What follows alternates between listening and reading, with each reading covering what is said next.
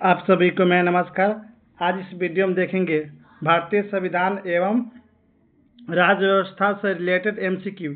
यह आपको चैप्टर है आपको भारतीय न्यायपालिका भारतीय न्यायपालिका भारतीय न्यायपालिका का चैप्टर है। इसमें आपको टोटल आपको 150 एमसीक्यू ऑब्जेक्टिव कराएंगे। इसमें जो क्वेश्चन है यह स्टेट लेवल का जितना भी पीसीएस है उसका क्वेश्चन इस वीडियो में डाला गया है। प्रीवियस जितना भी हुआ है स्टेट पीसीएस हो आईएएस का, इस वीडियो के माध्यम से बताएंगे। इसमें ज़्यादा डिटेल नहीं जाएंगे ताकि आपको कम समय में हो जाए। इसमें शॉर्ट फॉर्म में बता देंगे ताकि 150 क्वेश्चन आपको 1.5 घंटे में हो जाए, 90 मिनट में हो जाए। इसमें देखिए आपको ये वीडियो जब यूजफुल रहेगा, मान लीजिए कि आपका एग्जाम है, एग्जाम से अगर 2 दिन पहले आप यह वीडियो देख लेते हैं तो आपको एग्जाम के लिए फायदेमंद होगा, क्योंकि ये आपको क्विक रिवाइज हो जाएगा।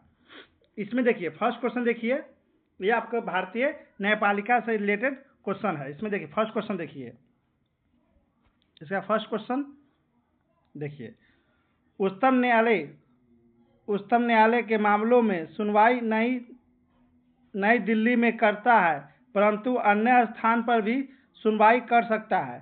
तो कौन सा है? अन्य स्थान पर भी सुनवाई कर सकता है। तो ये आपको राष्ट्रपति के अनुमोदन से, याद रखिएगा, राष्ट्रपति के अनुमोदन से अगर राष्ट्रपति बोल देगा तो अन्य स्थान पर भी सुनवाई हो सकता है। सेकेंड क्वेश्चन देखिए, दिसंबर 2003 को न्यायालय के एक निर्णय से भारतीय समाज में महिला की स्थिति प्रतिष्ठित हुई। वह न्यायालय भारत का सर्वोच्च न्यायालय था, लोकल कोर्ट था, विशेष न्यायालय था, यूपी का उच्च न्यायालय था। कौन था? यह आपको भारत के सर्वोच्च न्यायालय था। क्या देखिए, TDSAT telecom distribute settlement and appellate tribunal के निर्णय को चुनौती दी जाती है। तो यह याद रखिए कौन सा? तो केवल सुप्रीम कोर्ट में, याद रखिए केवल सुप्रीम कोर्ट में। जनहित याचिका की शुरुआत किसके द्वारा की गया था? जनहित याचिका की शुरुआत किसके द्वारा किया गया था? तो ये आपको किया गया था न्यायिक पहल द्वारा। कौन सा? न्यायिक पहल द्वारा। याद रखिए बहुत इंपॉर्टेंट है। न्यायिक जनहित याचिका की शुरुआत आप देखेंगे टीवी पर भी प्रचार दिखाता था। जनहित याचिका की शुरुआत किसके द्वारा शुरू किया गया था? तो न्यायिक पहल के द्वारा। नेक्स्ट क्वेश्चन देखिए, 5 नंबर, निम्नलिखित में से कौन चौथी महिला जज है जिन्हें अप्रैल 2010 में भारत के उच्चतम न्यायालय में नियुक्ति किया गया था? तो कौन सा? तो यह आपको जस्टिस ज्ञान सुधा मिश्रा। भारत के सर्वोच्च न्यायालय का निर्णय के संबंध में निम्न में से क्या सही है?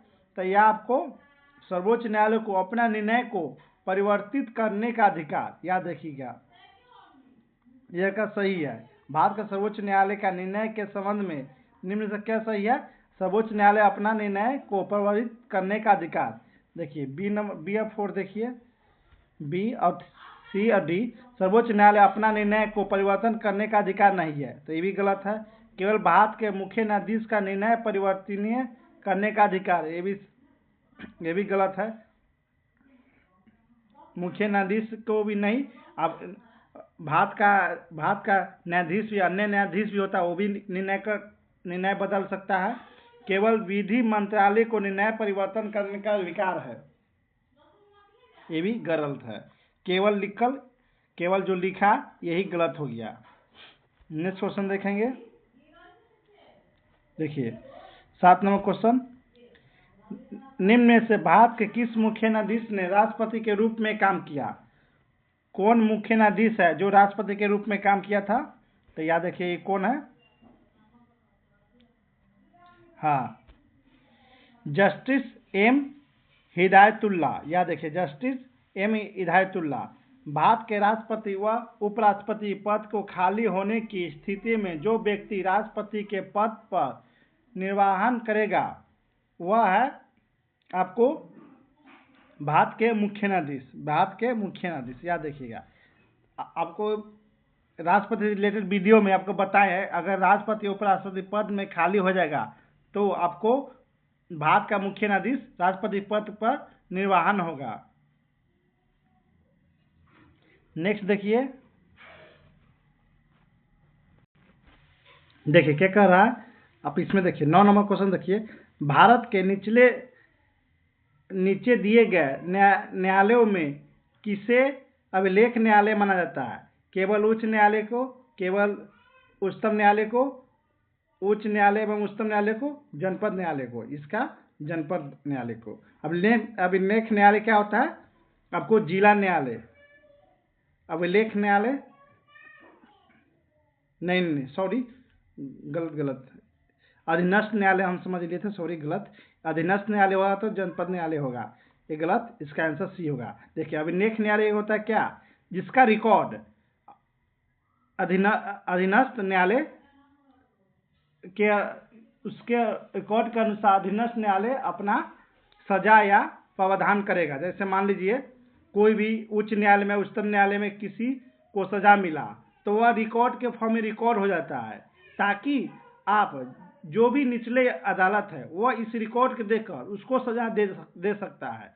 मान लीजिए कि एक काम मतलब मान लीजिए कि आपको एक्सीडेंट करने पर फांसी मिलेगा, तो यह सुप्रीम कोर्ट कर दिया, तो यह अब यह रिकॉर्ड हो गया कि हाँ आप गाड़ी से टक्कर देने पर आपको फांसी सजा मिला था। तो यह जो निचले न्यायालय होगा, जो जिला न्यायालय, वो भी अगर आपको एक्सीडेंट होगा तो आपको फांसी सजा दे सकता है, क्योंकि रिकॉर्ड के फॉर्म में हो जाता है। इसीलिए अभिलेख न्यायालय बोलते हैं उसी को, जिसका सजा या कानून रिकॉर्ड में आ जाता है, ताकि कोई निचले अदालत उपयोग कर सके, यूज कर सके। नेक्स्ट देखेंगे उच्चतम भारत का सर्वोच्च न्यायालय एक अभिलेख न्यायालय है। इसका आशय है कि इसके सभी निर्णय साक्ष्यात्मक मूल्य होता है और इस पर किसी भी न्यायालय से प्रश्न चिन्ह नहीं लगाया जा सकता। देखिए यही बात बोले थे आप, इसका आंसर बी होगा। निम्नलिखित में से किस वाद में उच्चतम न्यायालय ने यह धारणा व्यक्त की है कि मूल अधिकार व्यक्ति को जैसे उसके सबसे अच्छा लगे उस तरह अपनी जिंदगी की रूपरेखा तैयार करने के लिए सक्षम बनाते हैं। तो याद रखिए कौन सा? गोलकनाथ बनाम स्टेट ऑफ पंजाब के साक्ष्य से याद रखिएगा, जो कि यह मूल अधिकार के बारे में बताया था। नेक्स्ट देखिए इसमें बाद में क्वेश्चन बोल रहा है क्या? सांसद भारत के उच्चतम न्यायालय के अधिकारिता को विस्तारित नहीं, ये बात गलत है। नहीं कर सकता है, क्योंकि उसकी अधिकारिता वही है जो संविधान ने प्रदान की है। ये बात आपको गलत है, नहीं लग गया। नहीं हटा देने के बाद ये सही था। विस्तारित करता है, याद रखिएगा। आपको कौन सा? आपका अनुच्छेद आपको 48 में है, 338 में, 338 अनुच्छेद 38 में यही है कि संसद उच्चतम न्यायालय की अधिकारिता को विस्तारित कर सकता है। तो ये आपको गलत हो गया, क्योंकि ये इसमें नहीं लिखा हुआ है। दूसरा देखिए उच्चतम न्यायालय और उच्च न्यायालय के आधिकारिक और सेवक संबंध मुख्य न्यायमूर्ति द्वारा नियुक्त किया जाता है। तो हाँ किया जाता है। और न्यायालय का प्रशासनिक व्यय भारत के संचित निधि पर भारित है। तो हाँ ये भी है। तो इसका आंसर सिर्फ 2 हो जाएगा, इसका बी हो जाएगा। नेक्स्ट देखेंगे, नेक्स्ट क्वेश्चन देखिए न्यायमूर्ति की आर कृष्ण अय्यर भारत के मुख्य न्यायमूर्ति थे? नहीं। न्यायमूर्ति बी आर कृष्ण अय्यर भारत के न्यायिक सेवक में लोकहित याचिका मतलब PIL के प्रजनकों में से एक माने जाते हैं। तो हाँ ये सही है। तो इसका आंसर बी हो जाएगा।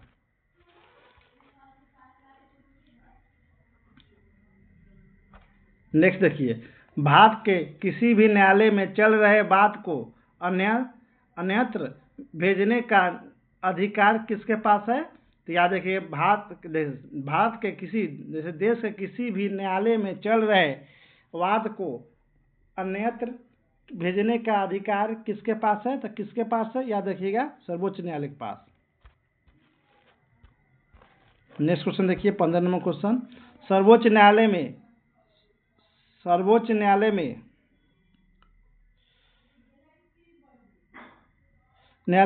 प्रवासी पंचायत निर्धारण अधिनियम 1983 को संविधान के किस अनुच्छेद के अंतर्गत केंद्र में पावन कर्तव्य के उल्लंघन पर असंवैधानिक घोषित किया है? कौन सा? अनुच्छेद आपको 355 में। निम्नलिखित में से कौन से मामले उच्च न्यायालय और उच्चतम न्यायालय के अधिकारिता में आता है? कौन सा? तो याद रखिएगा, आपको मूल अधिकार के प्रवर्तन में, मूल अधिकार के, क्योंकि आप मूल अधिकार से रिलेटेड जितना भी है, जैसे अनुच्छेद आप 32 सुप्रीम कोर्ट में जा सकते हैं और 226 आप उच्च न्यायालय में जा सकते हैं। अनुच्छेद सुप्रीम कोर्ट में और हाई कोर्ट में जा सकते हैं। आपको मूल अधिकार का अगर हनन होगा तो आप जा सकते हैं।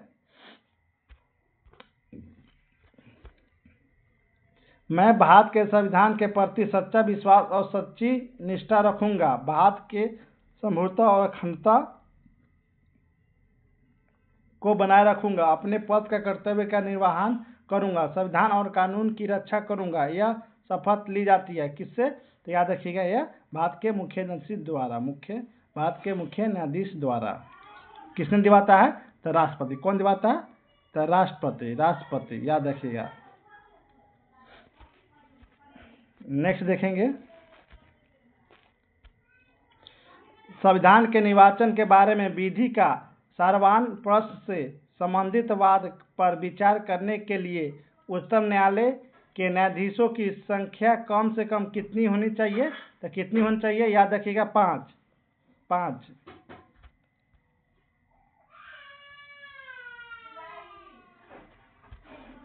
देखिए, भारत संविधान के किस अनुच्छेद के तहत सर्वोच्च न्यायालय भारतीय नागरिकों के मौलिक अधिकार की सुरक्षा करता है? तो कौन सा अनुच्छेद? आपको अनुच्छेद 32 आपको बताए हैं अभी। संविधान के व्याख्या करने का अंतिम अधिकार किसके पास है? तो सभी लोग जानते हैं, सर्वोच्च न्यायालय के पास। किसके पास? सर्वोच्च न्यायालय के पास। गुजरात के विधानसभा का चुनाव वर्ष 2002 में कोई स्थगित करने के चुनाव आयोग के निर्णय की अधिमान्यता पर उच्चतम न्यायालय की राय जानने के लिए राष्ट्रपति ने उच्चतम न्यायालय से अनुरोध भारतीय संविधान के कौन से अनुच्छेद के अंतर्गत आता है? कौन सा अंतर्गत आता है? तो याद रखिएगा सभी लोग, यह अनुच्छेद 143 में क्या है? आपको राष्ट्रपति सर्वोच्च न्यायालय के न्यायाधीश से परामर्श मांग सकता है किसी भी बात पर, जैसे कानून हो या संविधान से रिलेटेड बात हो, तब सुप्रीम कोर्ट के जज से आपको सलाह मांग सकता है। निम्नलिखित में से कौन से उच्चतम न्यायालय की आरंभिक आधिकारिक में आता है? भारत सरकार तथा एक से अधिक जजों के बीच का विवाद, संसद के किसी भी सदन या राज्य विधानमंडल में हुए चुनाव पर विवाद, भारत सरकार तथा किसी संघ राज्य क्षेत्र के बीच का विवाद, दो से अधिक राज्य के बीच के विवाद। क्या बोल रहा है? उच्चतम न्यायालय के आरंभिक आधिकारिक में आता है। तो ये आपको हो जाएगा तो भारत सरकार तथा एक से अधिक राज्य के बीच विवाद, तो ये है आपको। और यह देखिए, दो अधिक राज्य के बीच के विवाद यह है। संसद के किसी भी सदन या राज्य विधानमंडल के चुनाव के बाद ये नहीं, ये राष्ट्रपति करता है, याद देखिएगा। और भारत सरकार या किसी संघ राज्य क्षेत्र, ये भी आपका राष्ट्रपति में आता है। ये दोनों 1 और 4 आपका आंसर है। नेक्स्ट देखिए, भारतीय संविधान के निम्नलिखित अनुच्छेद में से कौन सर्वोच्च न्यायालय द्वारा संविधान के अनुल्लंघनीय मौलिक ढांचा घोषित किए गए? तो कौन सा? तो याद रखिएगा आपको अनुच्छेद 32 और आपको अनुच्छेद 32 भी हो गया। अनुच्छेद देखिए, अनुच्छेद 32 सुप्रीम कोर्ट या हाई कोर्ट हो गया, ये भी हाई कोर्ट से अनुच्छेद 227। तो इसका आंसर ए। सर्वोच्च न्यायालय में न्यायाधीश नियुक्ति होने के लिए व्यक्ति को कम से कम कितने वर्ष उच्च न्यायालय का एडवोकेट होना चाहिए? तो सभी लोग जानते हैं 10 वर्ष। 10 वर्ष का एडवोकेट होना चाहिए। नेक्स्ट देखेंगे, देखिए इसमें क्या है, भारत के संविधान का संरक्षक कौन है? तो सभी लोग जानते हैं कौन? सर्वोच्च न्यायालय। सर्वोच्च न्यायालय, इसका आंसर डी हो जाएगा। निम्नलिखित कथनों पर विचार कीजिए। भारत का उच्चतम न्यायालय भारत के राष्ट्रपति को विधि अथवा तथ्यों को विषय पर सलाह देता है। क्या बोला है? भारत का उच्चतम न्यायालय भारत के राष्ट्रपति को विधि तथा तथ्यों पर विषय पर सलाह देता है। तो स्व प्रेरणा पर व्यापक लोकहित की किसी विषय में यदि वह ऐसी कोई सलाह मांगता है तो ये भी सही है। केवल यदि विषय नागरिक के मूल अधिकार से संबंधित हो तो ये भी सही है। केवल यदि विषय नागरिक के मूल अधिकार से हो, नहीं, ये नहीं है। आपको राष्ट्रपति ये सलाह नहीं, मतलब ये खुद का सुप्रीम कोर्ट होता है। सुप्रीम कोर्ट और उच्चतम न्यायालय खुद आपको मूल अधिकार से रिलेटेड बात से रक्षा करता है। ये मूल अधिकार को रक्षा करता है उच्चतम न्यायालय। राष्ट्रपति इस बात पर नहीं मानता है। स्व प्रेरणा पर मतलब व्यापक लोकहित के विषय पर यह मांगता है। इसका आंसर 1 और 2 हो जाएगा। इसका आंसर आपको डी। देखिए यहाँ पे देखिए क्वेश्चन, उच्चतम न्यायालय के परामर्शी अधिकारिता के विषय में निम्नलिखित में से कौन सा कथन सही है? तो उच्चतम न्यायालय के लिए यह बाध्यकारी है कि वह राष्ट्रपति द्वारा निर्देशित किसी भी मामले में अपना मत व्यक्त करे। परामर्शी अधिकारी की शक्ति के अधीन प्राप्त किसी निर्देशन पर उच्चतम न्यायालय की पूर्ण पीठ सुनवाई करती है। तो यह सही है। तीसरा देखिए, परामर्शी अधिकारिता के अधीन प्राप्त निर्देश पर व्यक्त किए हुए उच्चतम न्यायालय का मत सरकार का बाध्यकारी नहीं होगा। तो ये भी सही है। ये 2 भी सही है। आपका एक गलत है। उच्चतम न्यायालय उसकी परामर्शी अधिकारिता की शक्ति के अधीन एक बार केवल एक ही निर्देश भेजा जा सकता है, नहीं, ये भी गलत है। एक बार में 2 बार 3 बार भी भेज सकते हैं। किसका आंसर हो जाएगा? 2, 3। इसका आंसर सी। 28 नंबर देखेंगे, विधायी शक्तियों की संघीय सूची में समाविष्ट किसी विषय के संबंध में भारत के उच्चतम न्यायालय के अधिकार क्षेत्र को बढ़ाने का अधिकार दिया गया है। किसको? तो याद रखिएगा, आप सभी लोग जानते हैं, संसद को। अभी भी बताए हैं जस्ट 2-3 मिनट पहले। नेक्स्ट क्वेश्चन देखेंगे, निम्नलिखित में से किस वाद में उच्चतम न्यायालय ने संविधान के मूल ढांचे का सिद्धांत प्रतिपादित किया था? किसने किया था? तो सभी लोग जानते हैं, केशवानंद भारती ने मूल ढांचे का, संविधान के मूल ढांचे का सिद्धांत का प्रतिपादन किया था। भारत के उच्चतम न्यायालय कानून तथा तथ्य के मामले में राष्ट्रपति को परामर्श देती है जब वह ऐसे परामर्श के लिए कहते हैं, तब परामर्श उच्चतम न्यायालय दिया जाता है। कौन सा आर्टिकल है? अनुच्छेद कितना है? अनुच्छेद आपको याद रखिए, अनुच्छेद 143।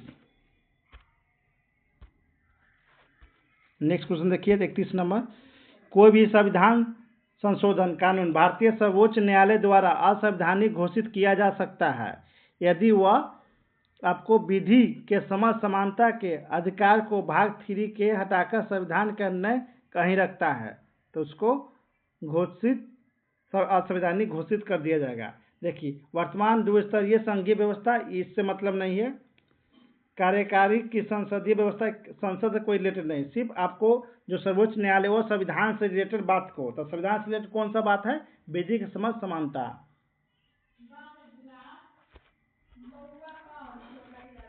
नेक्स्ट देखिए अब सूची फर्स्ट और सूची 2 को मिलाना है। इसमें क्या था? कित्यकारी और शपथ का प्रतिज्ञा। भारत के राष्ट्रपति कौन दिलवाता है? तो सभी लोग जानते हैं भारत के राष्ट्रपति कौन दिलवाता है आपको? भारत के संविधान के प्रति श्रद्धा और निष्ठा। ये आपको 3 है। सर्वोच्च न्यायालय का जज, सर्वोच्च न्यायालय का जज कौन सा हो गया? देखिए ऊपर करते, इसमें चौथा नहीं मिल रहा है। देखिए ये हो गया तीसरा, सर्वोच्च न्यायालय के जज यह संवैधानिक और विधि की मर्यादा बनाए रखता है, तो इसका 4 हो जाएगा।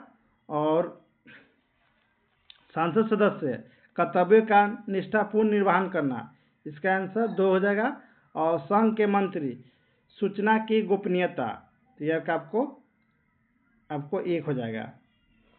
मिलाने वाला है। नेक्स्ट क्वेश्चन देखिए, भारतीय संविधान का कौन सा अनुच्छेद संवैधानिक विवाद में सर्वोच्च न्यायालय के अपीलीय क्षेत्र अधिकार से संबंधित है? कौन सा? तो ये आपको अनुच्छेद 134(1) को मिलाकर अनुच्छेद 132 को पढ़ना। नेक्स्ट देखें क्वेश्चन, न्यायिक पूर्वावलोकन में न्यायालय को निम्नलिखित अधिकार है, तो कौन सा अधिकार है? तो ये आपको यदि कोई कानून या आदेश संविधान के विपरीत हो तो उसे असंवैधानिक घोषित किया जाएगा। मतलब पूर्णिमा, मतलब जो पिछलका जो निर्णय लिया गया था उसको फिर निर्णय को बदल भी सकता है, इसी को पुनर्विलोकन कहते हैं। याद रखिए, पुनर्विलोकन उसी को बोलते हैं, जैसे रिव्यू होता है, इसका इंग्लिश में रिव्यू बोलते हैं। जैसे पुराना जो आपको मिला है निर्णय उसको बदल देना, चेंज कर देना फिर से, उसी को रिव्यू बोलते हैं। नेक्स्ट देखते हैं, उच्चतम न्यायालय की आज तक दूसरी सबसे बड़ी खंडपीठ किस केस में बनी है? था किस केस में? तो याद रखिएगा, गोलकनाथ केस में। संविधान का कौन सा अनुच्छेद उच्चतम न्यायालय को उसके द्वारा दिए गए निर्णय अथवा आदेश के पुनर्विलोकन हेतु अधिकृत करता है? तो कौन सा? तो याद रखिए अनुच्छेद 137। अनुच्छेद 137। सर्वोच्च न्यायालय के उस मंडल में जो सर्वोच्च न्यायालय में जज की नियुक्ति की अनुशंसा से संबंधित है, और सर्वोच्च न्यायालय के मुख्य न्यायाधीश के अतिरिक्त कुछ अन्य वरिष्ठ न्यायाधीश होते हैं। ऐसे न्यायाधीश जो इस मंडल के सदस्य होते हैं की संख्या कितना है? तो आपको याद रखिएगा 4। नेक्स्ट देखेंगे, देखिए उच्चतम न्यायालय द्वारा सुनाए गए निर्णय या दिए गए आदेश का पुनर्विलोकन के बारे में निम्नलिखित में से कौन सा कथन सही है? कौन सा कथन सही है? तो याद रखिएगा, उच्चतम न्यायालय अपने द्वारा सुनाए गए निर्णय या दिए गए आदेश को पुनर्विलोकन करने की शक्ति प्राप्त है। इसका आंसर बी हो जाएगा। नेक्स्ट देखेंगे, देखिए संविधान के किस न्यायालय के तदर्थ न्यायाधीश की नियुक्ति का प्रावधान है? किस न्यायालय में? तो याद रखिएगा, आपको भारत के सर्वोच्च न्यायालय में। केंद्र तथा राज्यों के बीच होने वाले विवाद का निर्णय करने का भारत का उच्चतम न्यायालय की शक्ति आती है। कौन सा? तो इसकी मूल अधिकारिता के अंतर्गत। याद रखिएगा, किसका? इसकी मूल अधिकारिता के अंतर्गत। नेक्स्ट क्वेश्चन देखेंगे, सर्वोच्च न्यायालय में तदर्थ न्यायाधीशों की नियुक्ति होती है जब आपको न्यायालय में किसी सत्र के लिए न्यायाधीश का कोरम नहीं होता है। मान लीजिए कोरम क्या है? मान लीजिए कोई भी अगर 10 न्यायाधीश रहेगा तो यह सत्र चला जाएगा। मान लीजिए कि 2 कम गया या 1 कम गया, तो 1 को उच्च न्यायालय से बुलाया जाता है। ये उच्च न्यायालय के कोई भी न्यायाधीश को बुलाकर 10 पूरा दिया जाता है, तो सत्र चलता है। उसी को तदर्थ न्यायाधीश बोलते हैं। इसी को जो कोरम पुराने के लिए यूज होता है जो न्यायाधीश, उसी को तदस्थ न्यायालय बोलते हैं।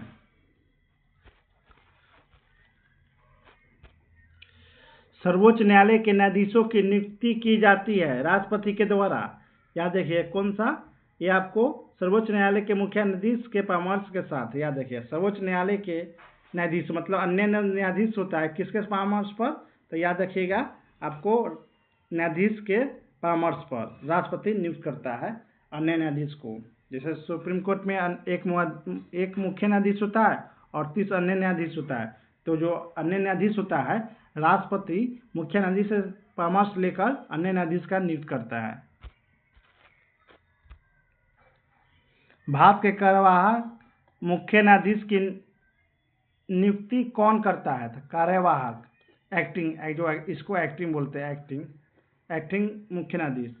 तो याद रखिएगा आपको राष्ट्रपति एक्टिंग होता है, मतलब मान लीजिए कि किसी बीच में किसी कारण मुख्य न्यायाधीश नहीं है, मान लीजिए कोई एब्सेंट हो, किसी कारण हो, चाहे कुछ भी हो जाए, तो कुछ समय के लिए जो मुख्य न्यायाधीश बनाया जाता है उसी को एक्टिंग मुख्य न्यायाधीश बोलते हैं, मतलब कार्यवाहक। सेवानिवृत्त होने के पश्चात सर्वोच्च न्यायालय के न्यायाधीश वकालत कर सकता है। तो वकालत कहाँ कर सकता है, तो आपको याद रखिए किसी भी न्यायालय में नहीं। आप सेवानिवृत्त हो मतलब आप रिटायरमेंट हो गया आपका, तो आप किसी भी न्यायालय में वकालत नहीं कर सकते हैं। इन्हीं लोग बनते, जैसे कानून मंत्रालय हो गया, इन्हीं सब में इनका जॉब मिल जाता है, पद मिल जाता है, ये वकालत छोड़ देते हैं। कानून मंत्री में हो गया या कानून मंत्री का सचिव हो गया, ये सब मिल जाता है। चाहे आयोग हो गया, कोई महिला आयोग हो गया, जैसे बाल विकास आयोग हो गया, ये सब जितना भी आयोग है ये सब में इनका जॉब मिल जाता है। देखिए उच्चतम न्यायालय के न्यायाधीशों का वेतन निर्धारित किया जाता है, तो याद रखिएगा कौन निर्धारित करता है, तो ये आपको संसद द्वारा। नेक्स्ट देखेंगे, सर्वोच्च न्यायालय के न्यायाधीश के बाद भारत के राष्ट्रपति द्वारा हटाया जा सकता है। तो भारत के राष्ट्रपति द्वारा हटाया जा सकता है संसद में महाभियोग प्रस्ताव पारित होने पर। वो भी कितना होना चाहिए, 2/3 बहुमत होना चाहिए, 2/3। भारत के सर्वोच्च न्यायालय के स्वायत्तता की रक्षा हेतु क्या प्रावधान है, तो यह आपका प्रावधान है उच्चतम न्यायालय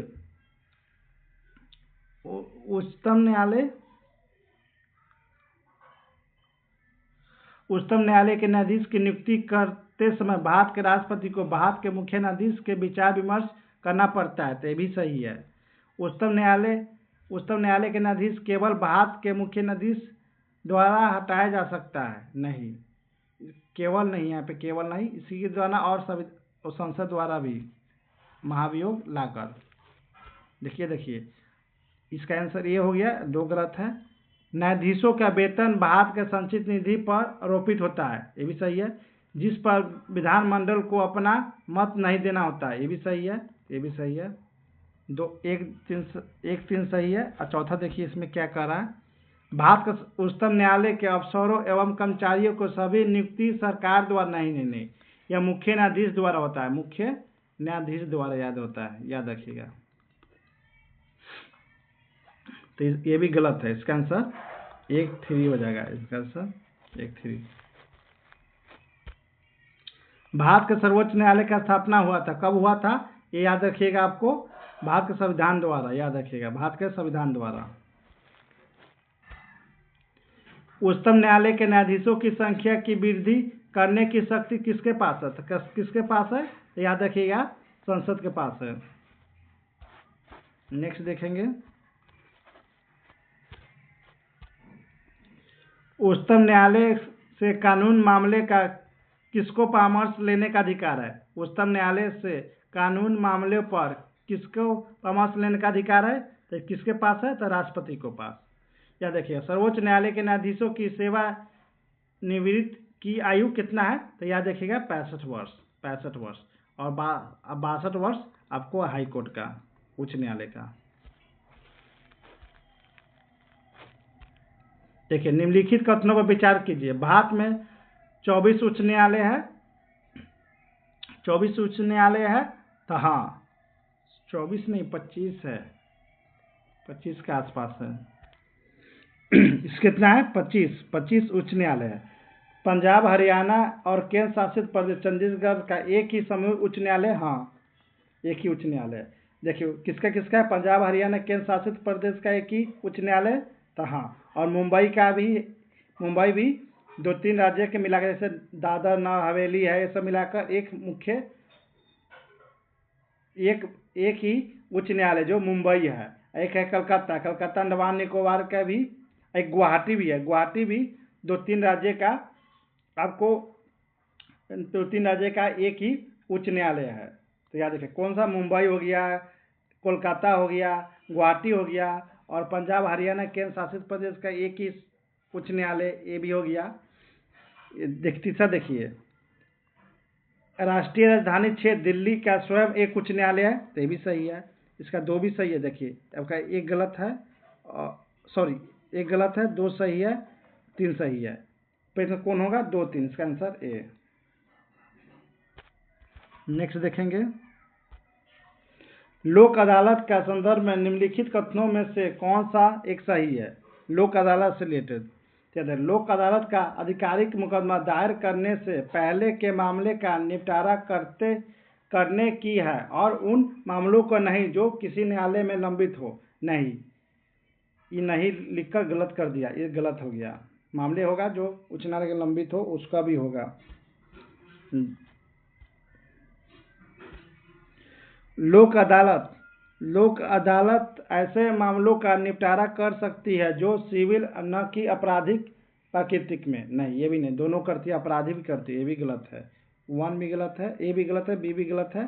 प्रत्येक लोक अदालत केवल सेवारत एवं सेवानिवृत्त न्यायिक अधिकारी ही नियुक्त हो सकते हैं, कोई अन्य व्यक्ति नहीं। ये तो होता ही नहीं है, ये भी गलत है। इसका आंसर डी, इनमें से कोई नहीं। नेक्स्ट देखिए,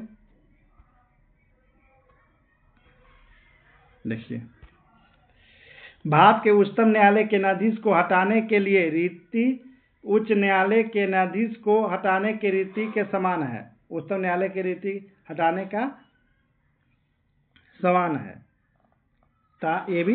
यह सही है। उच्चतम न्यायालय का कोई अस्थायी न्यायाधीश अपने पद से सेवानिवृत्ति के पश्चात भारत के किसी भी न्यायालय या किसी पदाधिकारी समक्ष अभिवाचन नहीं कर सकता। तो याद रखिएगा, ये आपको देखिए यहाँ पे कहा उच्च न्यायालय, हाँ, तो ये भी आपका कर सकता है, ये भी गलत है। कैसे, 2 गलत है। कैसे, आप मान लीजिए उच्च न्यायालय के न्यायाधीश है, अस्थायी न्यायाधीश थे, तो आप अन्य उच्च न्यायालय में भी जा सकते हैं और सर्वोच्च न्यायालय में, उच्चतम न्यायालय में भी वकालत कर सकते हैं। तो यह गलत है, ये सही है। इसका आंसर हो जाएगा कौन सा, तो ए। नेक्स्ट देखेंगे, देखिए न्यायालय के आदेशों के जानबूझकर अवज्ञा करना या उनका पालन न करना तथा न्यायिक व्यवहार के बारे में अनादर सूचक भाषा का प्रयोग करना न्यायालय की अवमानना की कोटि में आता है।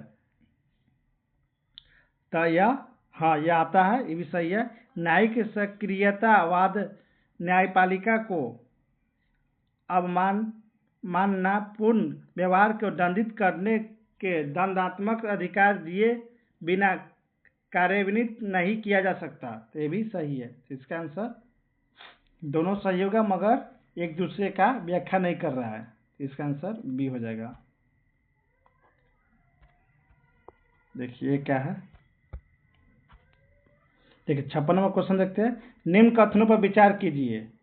भारतीय नागरिक के अधिकारों को संरक्षित करने में उच्च न्यायालय सर्वोच्च न्यायालय की अपेक्षा बढ़िया स्थिति में है। तो ये आपको सही है, ये आपको सही है।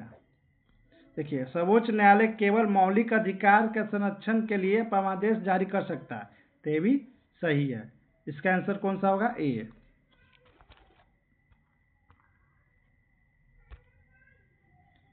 एक उच्च न्यायालय द्वारा उत्प्रेषण रिट जारी की जाती है। उत्प्रेषण रिट जारी किया जाता है। तो एक अधीनस्थ न्यायालय को ही व पुनरीक्षण हेतु एक मामले विशेष की कार्रवाई का अभिलेख को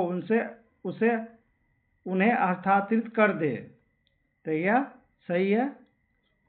देखो उत्प्रेषण क्या होता है बता रहा है। उसमें क्या होता है कि अधीनस्थ न्यायालय को कि वह पूर्ण निरीक्षण, जैसे मान लें क्या हुआ कि अधीनस्थ न्यायालय कोई निर्णय दे दिया जो कि उसको बाउंड्री से उसका जो एरिया था, उसका क्षेत्र अधिकार था अधीनस्थ न्यायालय, उससे बाहर आकर किया है, तो वह आपको उत्प्रेषण कराएगा।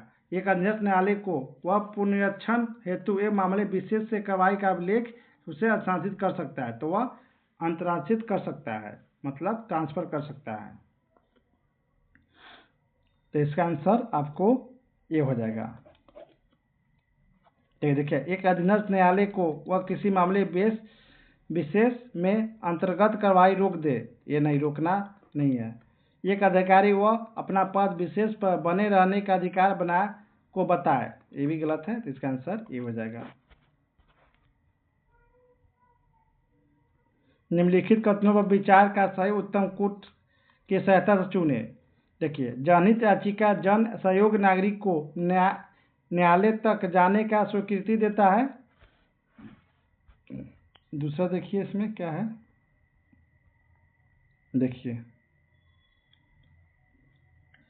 देखिए जन सहयोग व्यक्ति उस व्यक्ति के लिए न्याय मांग सके जो किसी कारण से न्यायालय तक पहुंच पाने में असमर्थ है। तो ये भी सही है।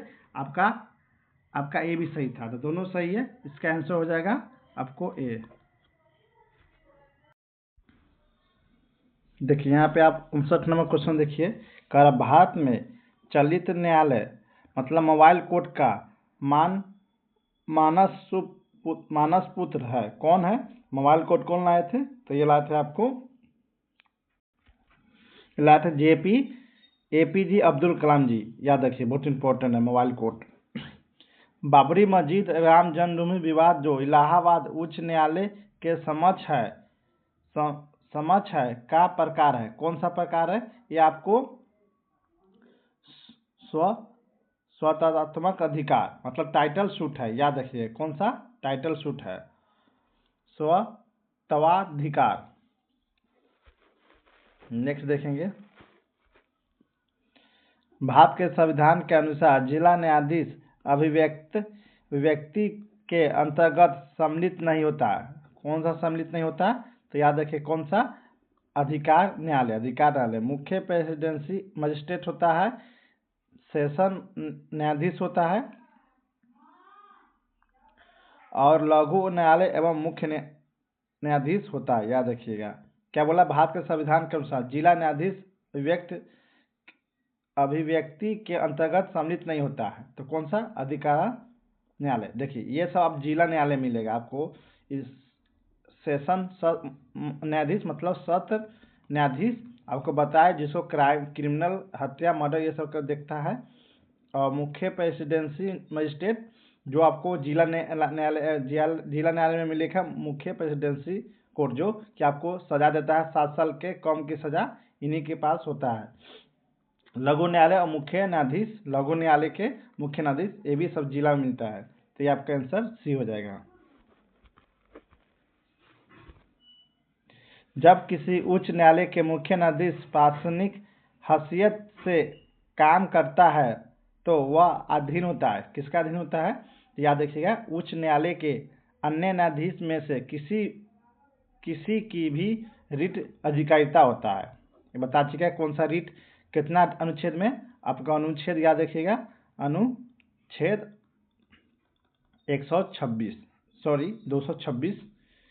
जो 26 में उच्च न्यायालय को रिट जारी करने का अधिकार है।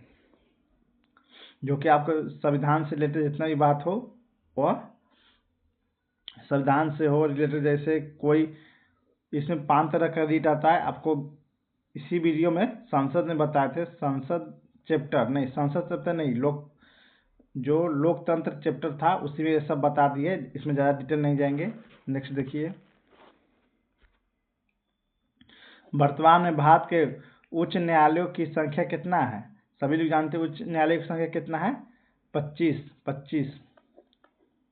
25 उच्च न्यायालय वर्तमान में। भारत में उच्चतम न्यायालय का उद्घाटन किस स्थिति में हुआ था? तो ये हुआ था आपको 28 जनवरी 1950 को। याद रखिए 28 जनवरी 1950 को। नेक्स्ट देखेंगे, देखिए न्यायिक पुनरावलोकन की व्यवस्था है। न्यायिक पुनरावलोकन की व्यवस्था है, तो यह आपको भारत और यूएस के दोनों में, मतलब जो रिव्यू होता है, रिव्यू के लिए। नेक्स्ट क्वेश्चन देखेंगे, भारत में न्यायिक पुनरीक्षण क्षेत्र सीमित है। भारत संविधान के उधार वस्तुओं से भरा थैला है। नीचे दिए गए कोटों को किस सहायता से कीजिए? इसका आंसर हो जाएगा आपको कौन सा? दोनों सही है, परंतु RA के सही स्पष्टीकरण नहीं है। ये सब क्वेश्चन इसी वीडियो में देख चुके हैं, ये सब इसमें ज़्यादा बताना नहीं है। देखिए उच्च न्यायालय के न्यायाधीश अपने पद पर 62 वर्ष तक आयु तक आसीन रहते हैं, ये बात सही है। जिस राजनीतिक दल को 4 या अधिक राज्य में 6% मत के साथ लोकसभा की कम से कम 4 सीटें प्राप्त होती है, वह राष्ट्रीय स्तर का दल हो जाता है। हाँ, ये बात इम्पोर्टेंट है, इसको याद रखिए। ये भी होता है। क्या करा? किसी राजनीतिक दल को 4 या अधिक राज्य 4 या 4 से अधिक राज्य में 6% मतदाता के साथ 6% का मान लीजिए 100 मतदाता, उसमें से 6 मिल गया, साथ लोकसभा में कम से कम 4 सीट प्राप्त हो। लोकसभा में जैसे कोई सीट 4 सीट है, लोकसभा कितना, तो टोटल 543 सीट है, तो उसमें से अगर आपको कम से कम 4 सीट मिल गया तो राष्ट्रीय स्तर का दर्जा मिल जाएगा, उसको राष्ट्रीय दल का दर्जा मिल जाएगा, याद रखिएगा। यहाँ देखिए बोला के साथ 6% भी मत होना चाहिए, याद रखिए 6% भी। ये बोला है कोई विधेयक धन विधेयक है या नहीं, इसका निस्तार अध्यक्ष लोकसभा द्वारा किया जाता था। हाँ, ये भी सही है। धन विधेयक के बारे में लोकसभा को सबसे ज्यादा पावर है, याद रखिएगा। राज्यसभा को कम है। राज्यसभा तो सिर्फ 14 दिन के लिए सुझाव देता है, न इसमें बदलाव कर सकता है राज्यसभा, इसमें न बदलाव करेगा, न कुछ करेगा, न रिजेक्ट कर सकता है, न कुछ नहीं, सिर्फ 14 दिन के लिए सुझाव दे सकता है। और 14 दिन से ज़्यादा रख लिया तो अपने आप पास माना जाएगा, वह बिल पास हो गया। देखिए संज्ञेय अपराध वह अपराध है जिसे बिना वारंट गिरफ्तार की जाती है। हाँ, यह सही है, इसका आंसर सभी हो जाएगा। इसका आंसर देखिए डी 1 2 3 4। देखिए उच्च न्यायालय का न्यायाधीश अपना त्याग पद संबोधित करता है। किसे त्याग पद संबोधित करता है? तो भारत के राष्ट्रपति को। कौन? भारत को राष्ट्रपति को। नेक्स्ट देखेंगे, किस न्यायमूर्ति के खिलाफ 2011 में राज्यसभा ने महाभियोग का प्रस्ताव पास किया, किंतु अपने बचाव के लिए उसने लोकसभा द्वारा उस प्रस्तावित पास होने के पूर्व त्याग पद दिया था? किसने? तो याद रखिएगा आपको न्यायमूर्ति समित्र सेन। नेक्स्ट देखेंगे, देखिए उच्च न्यायालय के न्यायाधीशों का वेतन और भत्ते दिए जाते हैं कहाँ से? तो याद अभी सभी लोग जानते हैं कहाँ से दिया जाता है, तो आपको राज्य के समेकित निधि से, जो राज्य में जो टैक्स जो जमा होता है उस बैंक से, उसी बैंक से, याद रखिएगा। उच्च न्यायालय के न्यायमूर्ति के सेवानिवृत्ति की आयु है कितना? तो सभी लोग जानते हैं 62-65 आपको उच्चतम न्यायालय क्या है और उच्च न्यायालय क्या है? 62 वर्ष। देखिए भारतीय विधान के प्रावधानों के अंतर्गत उपभोक्ताओं को अधिकारों और विशेषाधिकारों के संदर्भ में निम्नलिखित में से कौन से कथन सही है? उपभोक्ताओं को खाद्य की जांच करने के लिए नमूने लेने का अधिकार है। तो हाँ, यह है। उपभोक्ताओं आदि उपभोक्ता मंच पे अपनी शिकायत दर्ज कराता है तो उसे इसके लिए कोई फीस नहीं देनी होती है, नहीं फीस देना होता है, तो ये गलत है। आपको एक गलत है। देखिए, उपभोक्ताओं की मृत्यु हो जाने पर उसका वैधानिक उत्तराधिकारी उसकी ओर से उपभोक्ता मंच पे शिकायत दर्ज करा सकता है। तो हाँ, एक करा सकता है, मतलब 1 और 3 सही है, 2 गलत है। इसका आंसर सी हो जाएगा। बहुत कम फीस नहीं होता है, बहुत कम फीस होता है। यहाँ पे देखिए बहुत कम फीस होता है कि आप आराम से ये काम कर सकते हैं, आप दर्ज करवा सकते हैं। निम्नलिखित उच्च न्यायालय में से कौन एक से अधिक राज्य केंद्र शासित प्रदेश के लिए है?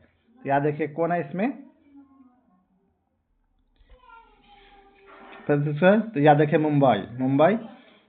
इलाहाबाद एक ही राज्य का है, दिल्ली भी एक ही राज्य का है, गुजरात भी एक ही राज्य का है, मुंबई 2-3 राज्य का है। जो केंद्र शासित प्रदेश भी है इसमें दादर नगर हवेली भी मुंबई के ही हाई कोर्ट में आता है। नेक्स्ट देखिए निम्न उच्च न्यायालय में से किस उच्च न्यायालय में समान बेंच है? तो कौन सा समान बेंच है? तो याद रखिएगा आपको मुंबई और गुवाहाटी में समान बेंच है। ये दोनों जो है मुंबई और गुवाहाटी, ये एक से ज़्यादा राज्य का हाई कोर्ट इसमें है, याद रखिएगा।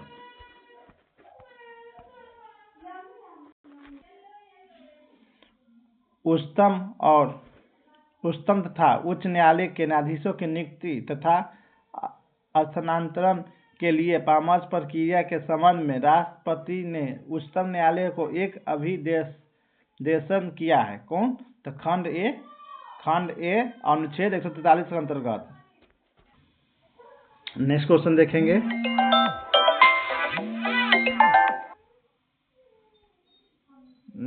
देखेंगे। देखिए क्या कर रहा है, भारत में उच्च न्यायालयों के संबंध में निम्नलिखित कथनों पर विचार कीजिए। देश का 18वां उच्च न्यायालय है? तो नहीं। कितना उच्च न्यायालय है? 25। याद रखिएगा। इनमें से 3 का क्षेत्राधिकार एक राज्य से अधिक पर है? तो नहीं, ये भी नहीं होगा। 4 पे है, 4 पे क्षेत्राधिकार है। कौन कौन सा? मुंबई हो गया, और आपको हरियाणा हो गया, पंजाब हो गया, और चंडीगढ़ का एक है, और एक मुंबई हो गया, कोलकाता है, एक गुवाहाटी है। याद रखिएगा 4 उच्च न्यायालय ऐसा है कि उसका क्षेत्र अधिकार अधिक है, एक से ज़्यादा। देखिए, किसी भी संघ राज्य क्षेत्र अपना उच्च न्यायालय नहीं है, ये भी गलत है। संघ राज्य क्षेत्र दिल्ली में, आपको दिल्ली में अपना एक उच्च न्यायालय दिल्ली के पास, तो ये भी गलत है। उच्च न्यायालय के न्यायाधीश 62 वर्ष के उम्र तक पद पर धारित करता है? तो हाँ, इसका आंसर केवल 4 हो जाएगा, केवल 4। 77 नंबर क्वेश्चन देखिए। भारत के कितने उच्च न्यायालय के अधिकारिता में वर्तमान में एक से अधिक राज्य शामिल है? संघ राज्य क्षेत्र शामिल नहीं है, तो कौन सा? 4।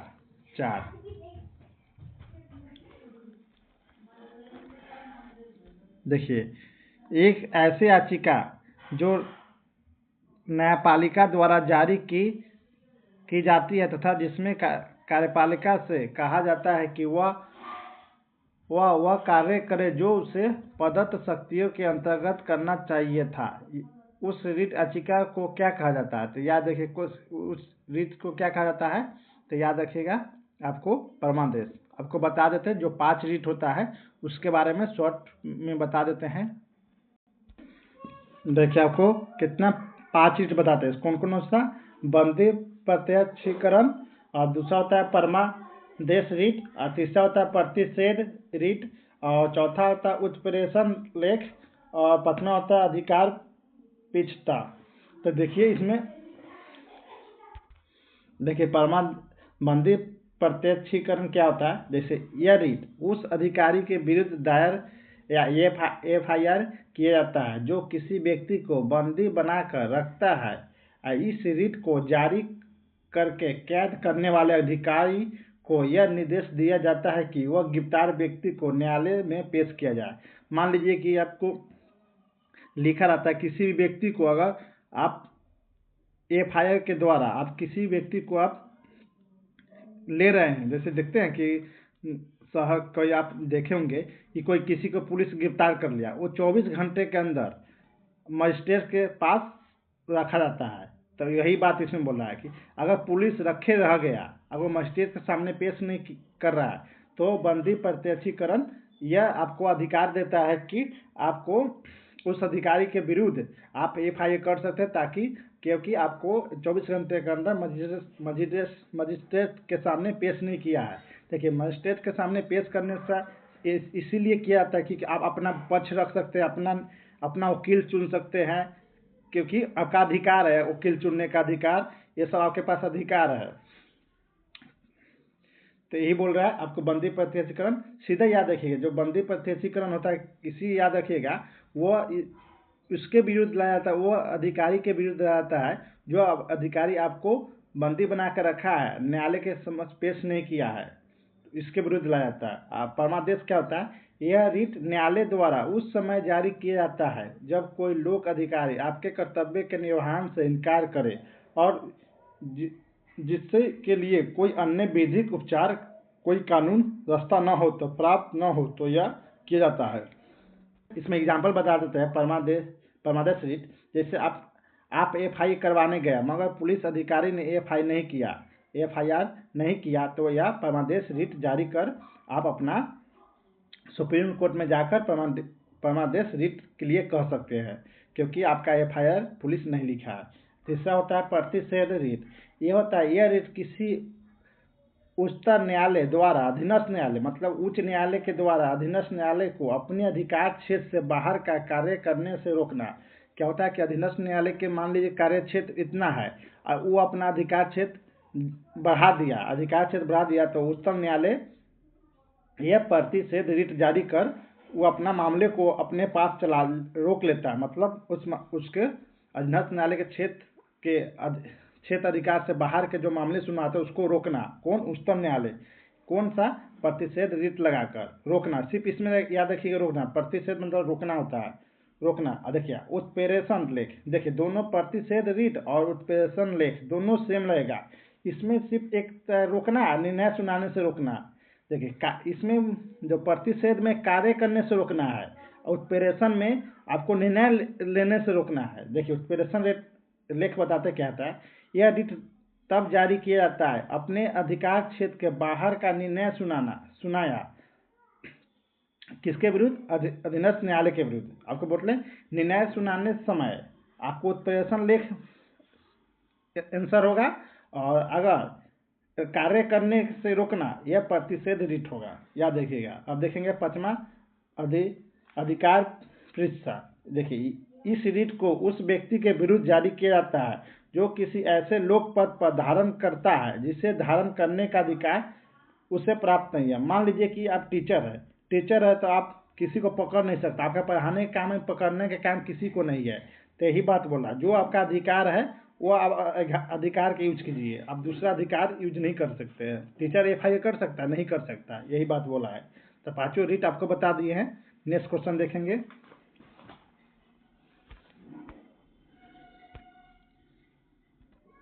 देखिए, निम्न से कौन सी एक याचिका अधीनस्थ न्यायालय की कार्य परिधि की परीक्षण करती है? तो कौन सा? अभी बताएं कौन सा करती है आपको? उत्प्रेषण। याद रखिए, कौन सा?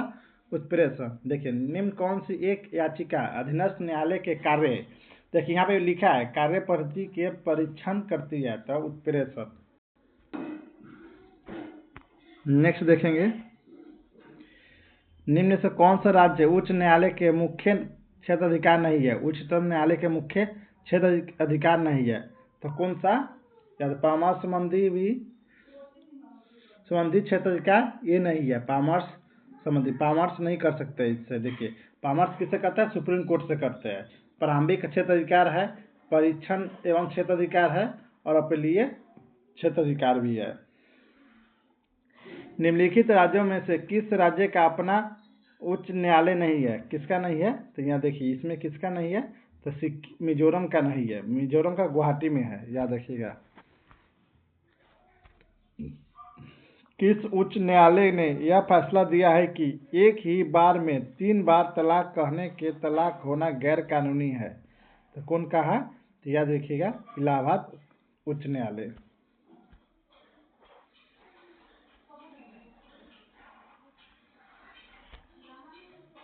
अंडमान और निकोबार द्वीप समूह पर निम्नलिखित उच्च न्यायालयों में से किस एक का क्षेत्राधिकार है? तो किस क्षेत्राधिकार है?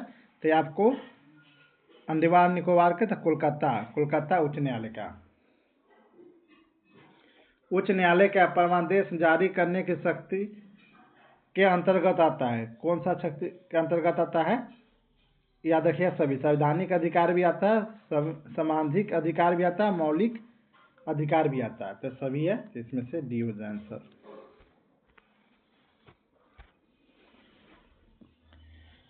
निम्नलिखित में से किस राज्य में मार्च 2013 में उच्च न्यायालय का स्थापित किया गया था? किसमें हो गया था? याद रखिएगा आपको, मेघालय में भी और त्रिपुरा में, दोनों जगह 2013 में उच्च न्यायालय की स्थापना हुआ था। इसका आंसर डी होगा।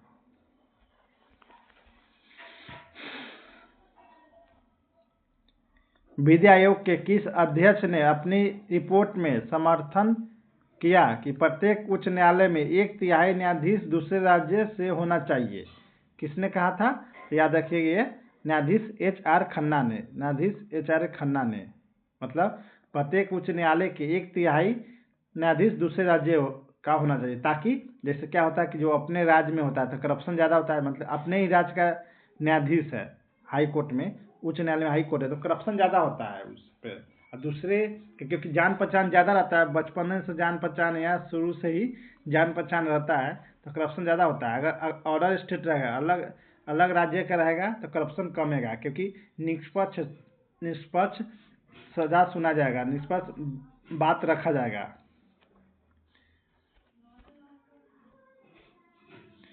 सर्वोच्च न्यायालय का न्यायाधीश अपना पद त्याग सकता है?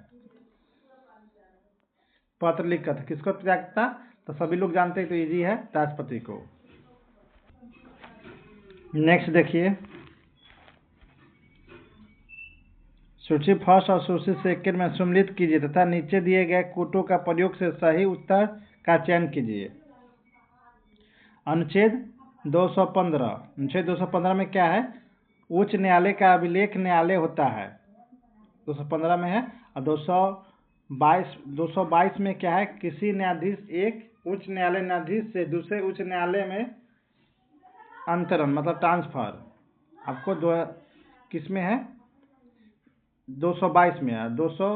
अनुच्छेद 226 में है, कुछ रीट निकालने के उच्च न्यायालय की शक्ति, आपका 226 में है। और 227 में क्या है? सभी न्यायालयों का अधीक्षण की शक्ति। तो इसका आंसर हो जाएगा आपको, इसका आंसर हो जाएगा ए।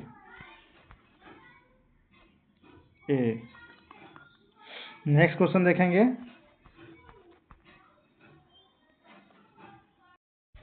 देखिए आपको 89 नंबर क्वेश्चन देखेंगे। केंद्र, इसमें देखिए, केंद्र और राज्य के बीच होने वाले विवादों का निर्णय करने की भारत के उच्चतम न्यायालय की शक्ति किसके अंतर्गत आती है? तो याद रखिए, किसके अंतर्गत?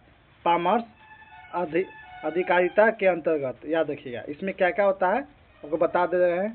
जो आपको एक होता है परामर्श अधिकारिता, ये आपको कौन सा में आएगा? याद रखिए, प्रारंभिक क्षेत्र अधिकार में। याद रखिए, प्रारंभिक क्षेत्र अधिकार में आएगा ये आपको, परामर्श अधिकारिता क्षेत्र के अंतर्गत। तो प्रारंभिक क्षेत्र अधिकार में कौन कौन सा बात है ये भी बता देते हैं। देखिए, ये आपको सुप्रीम कोर्ट के पास होता है। याद रखिए, अनुच्छेद 131 प्रारंभिक क्षेत्र अधिकार है, क्षेत्र अधिकार दिया है। इसमें जो प्रारंभिक क्षेत्र अधिकार में है, देखिए, भारत सरकार और राज्य के बीच के विवाद, इसी में मामला सुना जाएगा। दो या दो से अधिक राज्य का बीच का विवाद इसी में होगा, और मौलिक अधिकार का आपका हनन होगा, तो इसी प्रारंभिक क्षेत्र अधिकार में यह सब आएगा।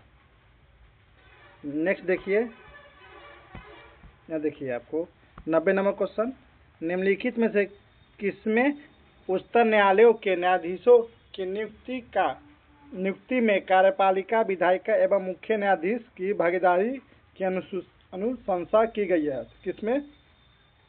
यह आपको द्वितीय प्रशासनिक सुधार आयोग में। कौन सा? द्वितीय प्रशासनिक सुधार आयोग में।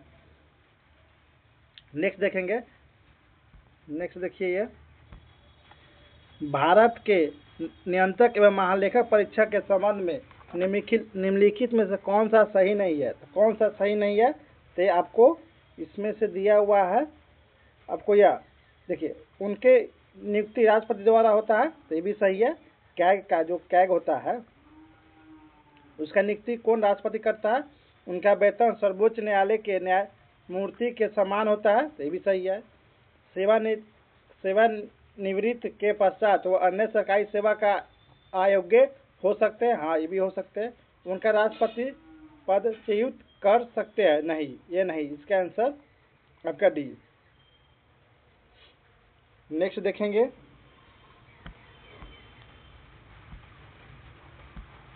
नेक्स्ट देखिए 92 नंबर क्वेश्चन। PIL है, ये क्या है? इसका फुल फॉर्म है आपको पब्लिक इंटरेस्ट लिटिगेशन,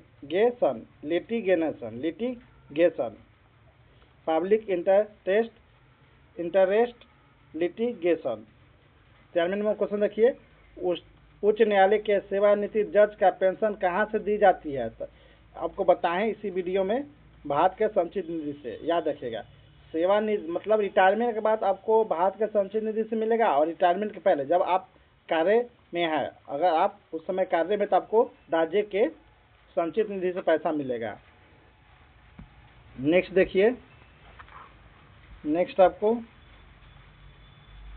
देखिए, किसी कानून के अंतर्गत यह विहित है कि भारत के उच्चतम न्यायालय के संपूर्ण कार्यवाही अंग्रेजी भाषा में होती है, तो अंग्रेजी भाषा में होती है, ये सही है। इसका भारत के संविधान का अनुच्छेद 338 में, कितना 338 में ये लिखा है, अनुच्छेद 338 में। नेक्स्ट देखेंगे, नेक्स्ट 95 नंबर क्वेश्चन देखिए, संविधान के किस अनुच्छेद के अंतर्गत न्यायालयों द्वारा संसद के कार्यवाहियों की जांच करने का प्रतिबंध किया गया है? किस अनुच्छेद के साथ? तो ये आपको अनुच्छेद 122 याद रखिए, 122। भारत के सुधारात्मक याचिका उच्चतम न्यायालय में निम्न अनुच्छेद के अंतर्गत दाखिल की जाती है, तो किसमें?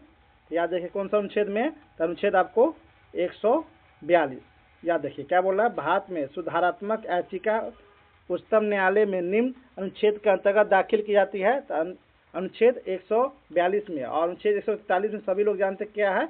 राष्ट्रपति उच्चतम न्यायालय से परामर्श मांगने का शक्ति, किसमें? अनुच्छेद 143 में। भारत में न्यायिक सक्रियता संबंधित है किससे? तो ये आपको जनहित याचिका में। नेक्स्ट देखिए आप 98 नंबर क्वेश्चन देखिए, भारत प्रशासनिक सेवा और भारतीय पुलिस सेवा को समाप्त करने की सिफारिश किसने की थी? तो किसने की थी? यह की थी आपको राजमनन्नर आयोग ने। क्या कह रहा है? भारत के प्रशासनिक सेवा और भारतीय पुलिस सेवा को समाप्त करने की सिफारिश किसने की थी? राजमनन्नर आयोग ने। बोहरा समिति डैश डैश के अध्ययन के लिए बनाई गई थी, तो किस अध्ययन के लिए बनाई गई थी? यह आपको राजनेता और अपराधियों की साठगांठ है। मतलब क्या होता है? अपराधी और राजनेता मिलकर कोई षड्यंत्र करना या कुछ करना, उसी को बोहरा समिति ने राजनेता और अपराधियों की साठगांठ के अध्ययन के लिए बनाई गई थी, याद रखिएगा। 100 नंबर क्वेश्चन देखेंगे, निम्नलिखित में से किन राज्यों को लोकायुक्त अधिनियम ने मुख्यमंत्री को भी अपने दायरे में ले लिया था? किसमें? तो याद देखिएगा आपको मध्य प्रदेश और गुजरात में। भारत में लोकपाल और लोकायुक्त की स्थापना का सुझाव दिया था, किसने सुझाव दिया था? तो सभी लोग जानते हैं, यह दिया था आपको प्रशासनिक सुधार आयोग ने। प्रशासनिक एक है लोकपाल, लोकायुक्त क्या है? ये आपको जैसे नेता का और प्रशासनिक का जो करप्शन होता है उसको रोकने के लिए, क्या भ्रष्टाचार को रोकने के लिए, याद रखिएगा। संसद का पहला लोकपाल विधेयक कब रखा गया था? तो ये आपको रखा गया था 1968 में। आपको बता दिए लोकपाल क्या होता है? लोकपाल केंद्र में होता है और लोकायुक्त राज्य में होता है। याद रखिएगा, राज्य में लोकायुक्त होता है और केंद्र में लोकपाल होता है। ये सब जो नेता को भ्रष्टाचार, प्रशासनिक भ्रष्टाचार को रोकने के लिए बनाया गया है।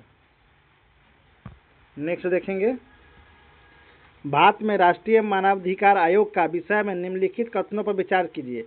इसका अध्यक्ष अनिवार्य रूप से भारत के सेवानिवृत्त मुख्य न्यायाधीश होना चाहिए। हाँ, इसको होता है।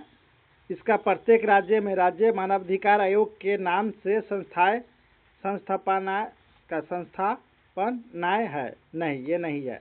इसकी शक्ति केवल सिफारिश प्रकृति की है। तो हाँ, आयोग के एक सदस्य के रूप में एक महिला को नियुक्त करना आज्ञापरक है। तो हाँ, ये भी है। तो इसका आंसर हो जाएगा 1, 3, 4। इसका आंसर डी। नेक्स्ट देखेंगे, निम्न में से कौन सी एक संवैधानिक संस्था नहीं है? तो मानव अधिकार हो गया, ये आपको संवैधानिक संस्था नहीं है। राज्य वित्त आयोग यह संवैधानिक संस्था है। केंद्र वित्त आयोग सब देखते अनुच्छेद दिया हुआ है सभी का। राज्य में लोकसभा का सचिवालय सब अनुच्छेद में दिया हुआ है। मानव अधिकार आयोग नहीं दिया हुआ है। तो इसका आंसर ये हो जाएगा। उत्तर प्रदेश का लोक आयुक्त अपना प्रतिवेदन प्रस्तुत करता है किसके समक्ष? तो याद रखिएगा, राज्यपाल के समक्ष। याद रखिए, राज्यपाल के समक्ष। नेक्स्ट देखेंगे, लोकपाल विधेयक 2011 के संबंध में निम्नलिखित में से कौन सा कथन सही है? लोकसभा में 4 अगस्त 2011 को इसे स्थापित किया गया था। तो ये सही है, स्थापित किया गया था। श्री पी चिदम्बरम गृह मंत्री द्वारा इसे पुनः स्थापित किया गया था। तो नहीं, यह पी चिदम्बरम के द्वारा नहीं किया गया था। इसे अस्थायी समिति को भेज दिया गया था। ये सही है। इसमें सिविल सोसाइटी के सदस्य इसे कमजोर कहा गया। सिविल सोसाइटी के सदस्य द्वारा इसे कमजोर कहा गया था। हाँ, इसका आंसर डी होगा।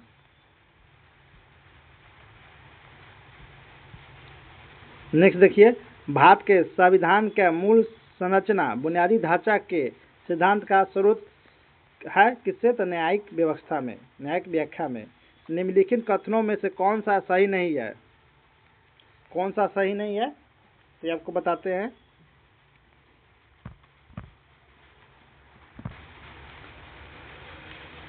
ये आपका कौन सा सही नहीं है? देखिए, यहाँ पे नहीं है लिखा, क्वेश्चन को सही से पढ़िएगा।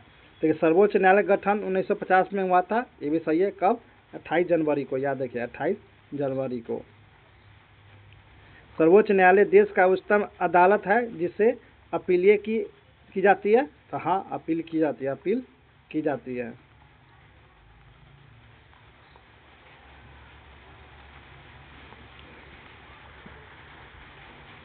नेक्स्ट देखिए, सर्वोच्च न्यायालय कोर्ट मार्शल को छोड़ अन्य किसी भी उच्च न्यायालय अदालतों की सुनवाई कर सकती है। तो नहीं, ये मार्शल लॉ के ही सुनवाई करती है। ये गलत हो गया। सर्वोच्च न्यायालय कोर्ट मार्शल के साथ अन्य किसी भी न्यायालय अदालतों को सुनवाई कर सकती है। तो हाँ, इसका आंसर आपको सी हो जाएगा। 9 नंबर देखिए, लोकहित पद मुकदमे की संकल्पना का उद्गम देश कौन सा है? तो याद देखिए, कौन सा है? तो ये आपको यूएसए है। याद रखिएगा, यूएसए है।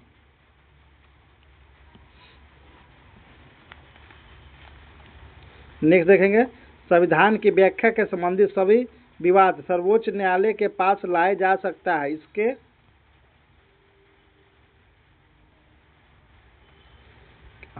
देखिए, इसके अपीलीय क्षेत्र अधिकार के अंतर्गत। याद रखिए, अपीलीय, ये सब बता चुके हैं।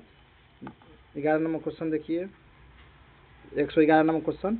बाद एवं उस बात का उच्चतम न्यायालय की व्याख्या के त्रुटिपूर्ण युग को पहचानिए। तो कौन सा है? तो इसमें देखिए, फर्स्ट आपको कौन सा नहीं है पता नहीं। इंदिरा बाद में अन्य पिछड़ा वर्ग के लिए चिकनी परत। तो ये नहीं था। आपको याद रखिएगा, ये नहीं था। विशाखाबाद अपने कार्यस्थल पर यौन उत्पीड़न से कामकाजी महिला के संरक्षण, ये भी नहीं था। मेनका गांधीवाद अनुच्छेद 14, 19, 21 परस्पर अपरजी नहीं है, अपरवर्जी नहीं है, तो ये भी नहीं था। बेला ओनरजीवाद विदेश यात्रा से अधिकार दहित स्वतंत्रता का भाग, तो ये सही है। इसका ये मिलान सही है, ये सही आंसर डी। नेक्स्ट देखेंगे, निम्नलिखित कथनों पर विचार कर बताइए इसमें कौन सी सही है। तो सर्वोच्च न्यायालय केवल मूल क्षेत्र अधिकार रखता है, यह केवल मूल और अपीलीय क्षेत्र अधिकार रखता है, यह केवल परामर्श संबंधी तथा अपीलीय क्षेत्र अधिकार रखता है। तो इसका आंसर हो जाएगा कौन? इसका आंसर डी होगा। देखिए, यह मूल अपीलीय और परामर्श संबंधी क्षेत्र अधिकार रखता है, ये सब गलत है। केवल ये गलत लेवल लिख दिया, केवल मूल अपार, अभी ये भी गलत लिख दिया गया है।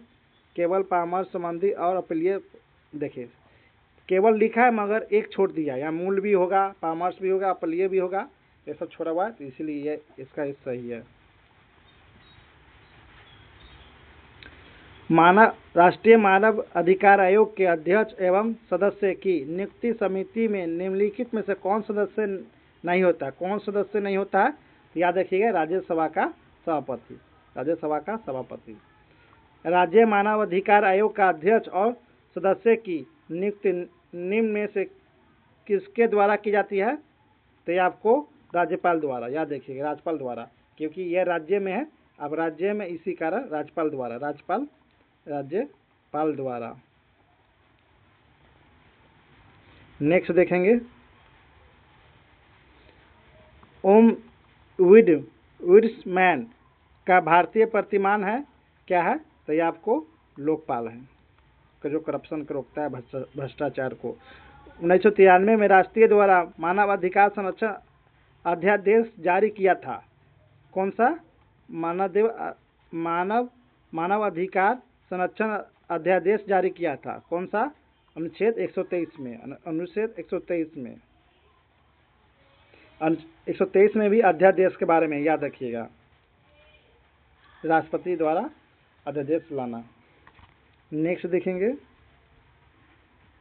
देखिए मानव अधिकार संरक्षण अधिनियम 1993 का उद्देश्य था, क्या उद्देश्य था? एक उद्देश्य था मानव अधिकार को बेहतर संरक्षण, ये सही है। मानव अधिकार सुरक्षा आयोग का गठन, ये भी सही है। राज्य में मानव अधिकार सुरक्षा आयोग का गठन, ये भी सही है। इसका आंसर तीनों सही है, तो इसका आंसर डी होगा, उपयुक्त में से सभी। निम्नलिखित में से कौन भारत के संविधान का अभिरक्षक है? तो सभी लोग जानते हैं, तो इजी है, भारत के उच्चतम न्यायालय। नेक्स्ट देखेंगे, निम्न पर विचार कीजिए। देखिए, राष्ट्रीय मानवाधिकार आयोग अध्यक्ष वो व्यक्ति होते हैं जो भारत के मुख्य न्यायाधीश रह चुके हैं, और उक्त आयोग का, देखिए आगे देखिए, उक्त आयोग का अध्यक्ष का कार्यकाल 5 वर्ष तथा 70 वर्ष के आयुपर्यंत पर जो पहले हो जाए धारित करता है। तो इसका आंसर हो जाएगा दोनों सही। देखिए क्या कर रहा है, मानव राष्ट्रीय अधिकार आयोग अध्यक्ष वह व्यक्ति होता है जो भारत के मुख्य न्यायाधीश रह चुका है, ये भी सही है। उक्त आयोग के अध्यक्ष का कार्यकाल 5 वर्ष तथा 70 वर्ष के आयु पर्यंत पर धारित करता है, तो ये भी सही है। बहुत इंपॉर्टेंट, इसको स्टार लगा लीजिएगा।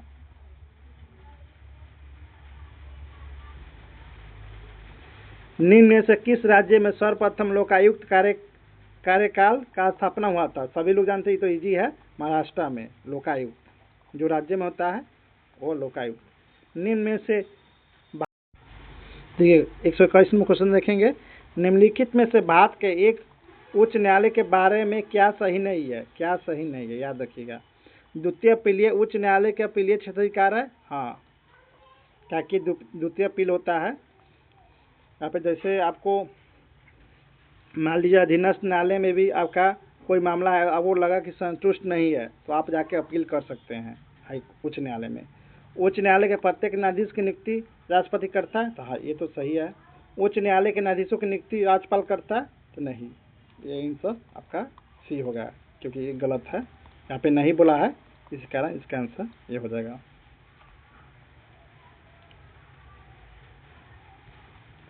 देखिए, हाल ही में नियुक्ति सुप्रीम कोर्ट के निम्नलिखित न्यायाधीशों में कौन इसके पहले किसी उच्च न्यायालय के न्यायाधीश नहीं था?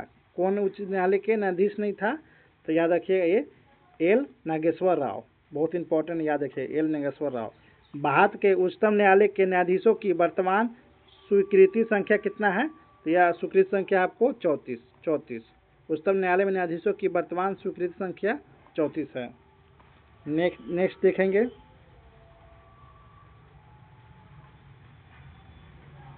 यहाँ पे और क्वेश्चन क्या है, हाँ आप देखिए, उच्चतम न्यायालय ने निम्नलिखित में से किस मामले में पाया कि केंद्र अन्वेषण शाखा एक पिंजराबंद होता है? किसने माना था? तो ये माना था आपको कोयला आवंटन घोटालावाद में।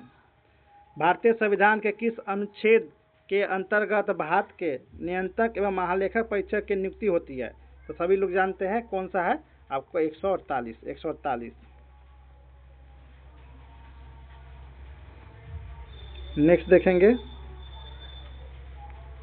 भारत के केंद्रीय सतर्कता आयोग की स्थापना निम्नलिखित में से किसकी सिफारिश पर की गई थी? तो किसकी सिफारिश पर की गई थी? ये आपको संथानम समिति के सिफारिश पर। तो सभी लोग जानते हैं केंद्रीय सतर्कता, बहुत बार अगर सेट मारे हुए तो ये क्वेश्चन आता है। अंडमान निकोबार द्वीप पर निम्नलिखित उच्च न्यायालय में से किस एक का क्षेत्र अधिकार है? ये सभी लोग जानते हैं कोलकाता। आपको जो ये भारत का मैप है, ये भारत का मैप है, तो आपको यहाँ पे अंडमान निकोबार है, तो यहाँ पे कोलकाता है, याद रखिए इसका क्षेत्र का। भारत के संविधान में किस अनुच्छेद के द्वारा राष्ट्रपति को उच्च न्यायालय का कार्यकारी मुख्य न्यायाधीश नियुक्त करने की शक्ति दी गई है? तो अनुच्छेद 123। भारत के सर्वोच्च न्यायालय के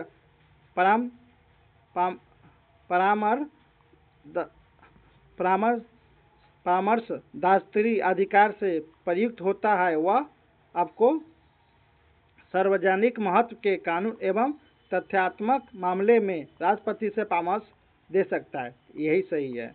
देखिए, सभी संवैधानिक मामले में भारत सरकार का परामर्श दे सकता है नहीं, सभी संवैधानिक मामले में आपको, जैसे मूल अधिकार है, संवैधानिक मामला है मूल अधिकार, तो सुप्रीम कोर्ट खुद ही होता है, याद रखिएगा। नेक्स्ट देखिए, भारत में न्यायिक पुनरीक्षण का अर्थ है क्या है? इसका अर्थ है आपको विविधियों एवं कार्यपालिका आदेश की संवैधानिकता के विषय में प्रख्यापन करने का न्यायपालिका का अधिकार। तो यही सही है। नेक्स्ट देखेंगे, भारतीय न्यायिक व्यवस्था में जब जनहित याचिका को शामिल किया गया उस समय भारत के मुख्य न्यायाधीश कौन थे? तो मुख्य न्यायाधीश थे आपको YV चंद्रचूड़। नेक्स्ट देखेंगे, सर्वोच्च न्यायालय के न्यायाधीशों अपने पद का त्याग पत्र किसको लिखकर दे सकता है? तो किसको लिखकर दे सकता है? तो ये राष्ट्रपति को लिखकर दे सकता है। नेक्स्ट देखेंगे, भारत में न्यायिक पुनर्विलोकन की शक्ति का प्रयोग किसके द्वारा किया जाता है? तो किसके द्वारा किया जाता है? ये आपको सर्वोच्च न्यायालय तथा उच्च न्यायालय के द्वारा। इसमें ज़्यादा समझाने की जरूरत नहीं है। जनहित याचिका का अवधारणा की शुरुआत किस देश से हुई? तो यह किस देश से हुई? तो यह संयुक्त राज्य अमेरिका USA से स्टार्ट हुआ था जनहित याचिका। भारत के सर्वोच्च न्यायालय की शक्ति का विषय में निम्नलिखित में से कौन सा कथन सही नहीं है? कौन सा कथन सही नहीं है? याद रखिएगा, वो अंतरशासकीय विवाद जो मूल एवं अन्य क्षेत्र अधिकार में रखता है, याद रखिएगा, ये नहीं है। भारत के सर्वोच्च न्यायालय की शक्ति के विषय निम्नलिखित में कौन सा कथन सही नहीं है? याद रखिए, वह अंतरशासकीय विवादों में मूल एवं अन्य राज्य क्षेत्र अधिकार रखता है। ताकि ये सर्वोच्च न्यायालय देश के अंदर के मामले करेगा, ये अंतरराष्ट्रीय बोल रहा है, इसी कारण गलत हो जाएगा।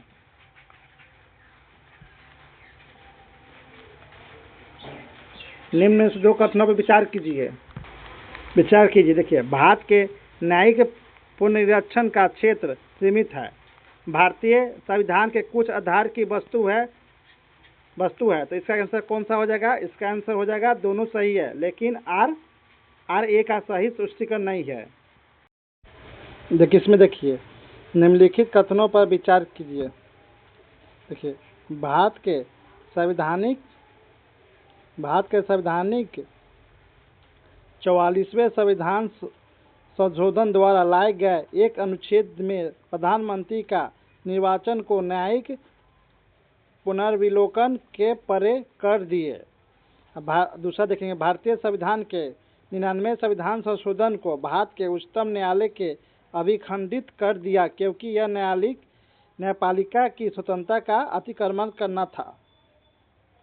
तो यह सही है, मगर ये गलत। देखिए, इसमें कह रहा भारत के संविधान के 44वें संविधान द्वारा एक अनुच्छेद ने प्रधानमंत्री के निर्वाचन को न्यायिक पुनर्विलोकन से परे कर दिए थे। नहीं, इसमें से गलत है, इसका आंसर बी हो जाएगा। देखिए, इसमें नीचे दिए गए कथनों का जिसमें केवल क तथा दूसरे आर है। केंद्रीय कानून का संवैधानिक वैधता के संबंध में भारत के सर्वोच्च न्यायालय की अन्य आधिकारिकता है। तो यह आपको सही है। नहीं, क्या कर रहा है?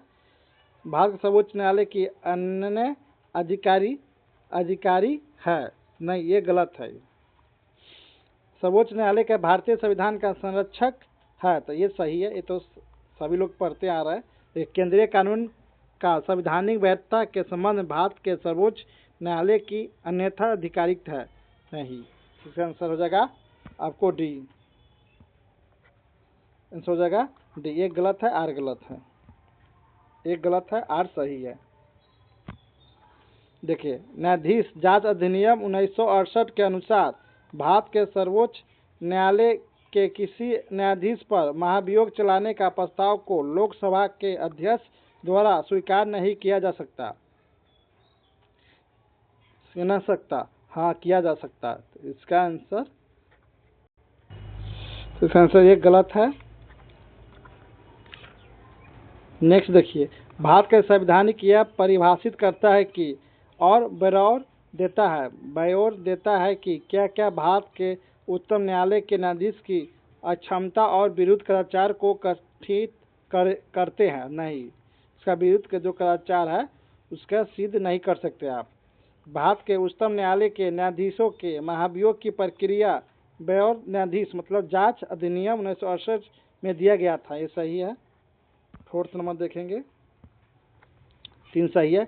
यदि किसी न्यायालय में महाभियोग का प्रस्ताव को मतदान हेतु लिया जाता है तो विधि द्वारा अपेक्षित कि यह प्रस्ताव संसद के प्रत्येक सदन द्वारा समर्थित हो और उस सदन के कुल सदस्य के बहुमत द्वारा तथा संसद के उस सदस्य कुल उपस्थित और मत देने वाले सदस्य कम से कम 2/3 द्वारा समर्थित हो। तो यह सही है। इसका आंसर हो जाएगा 2 और 4। इसका आंसर हो जाएगा 2, 4। नेक्स्ट देखेंगे, भारत के संविधान के संदर्भ में निम्नलिखित कथनों पर विचार कीजिए। किसी भी केंद्रीय विधि को संवैधानिक रूप से वैध घोषित करने को किसी भी उच्च न्यायालय की अधिकारिता नहीं है। नहीं होगी, तो नहीं होगी, याद करिए, ये भी गलत है। भारत के संविधान के किसी भी संशोधन पर भारत के उच्चतम न्यायालय द्वारा प्रश्न नहीं उठाया जा सकता। हाँ, उठा सकता है। जैसे मान लीजिए संविधान से रिलेटेड हो बात, संशोधन हो गया, जैसे मूल अधिकार हो गया, ये सब के बारे में हो तो उठा सकती है। ये भी गलत है। इसका आंसर डी होगा। ना तो 1 ना तो 2। किस वर्ष के अकाउंटिंग को ऑडिटिंग लेख परीक्षक से अलग किया गया तथा नियंत्रक एवं महालेखक परीक्षक का कार्य केवल सरकारी लेखा तक सीमित रहा था? तो यह आपको 1976 में मजदूर किसान शक्ति संगठन MKS नामक सामाजिक आंदोलन भारत के निम्न में से किससे संबंधित था? तो यह आपको या देखिए आरटीआई अधिनियम, आरटीआई आरटीआई अधिनियम। निम्न में से कौन से, जो आरटीआई सभी लोग जानते हैं, किसी से आप उत्तर मांगना है या किसी से उसको जानकारी मांगना, इसी को आरटीआई करते हैं। आप जानकारी मांगना चाहते हैं किसी से तो आरटीआई लगा सकते हैं।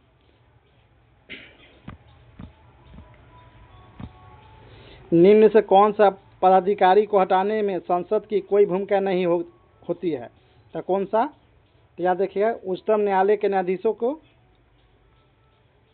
उच्चतम न्यायालय के न्यायाधीशों को, और उच्चतम न्यायालय के न्यायाधीशों को नहीं होती है, ये होती है, ये भी होती है अध्यक्ष संघ लोक सेवा के आयोग को। तो ये भी इसको नहीं होती है, ये नहीं होती है, इसको नहीं होती है। तो यह संसद की भूमिका नहीं होती है, यह सिर्फ राष्ट्रपति को होता है। ये नहीं होगा। भारत के नियंत्रक एवं महालेखक को, तो ये भी होगा। तो इसका आंसर सिर्फ 3, इसका आंसर डी।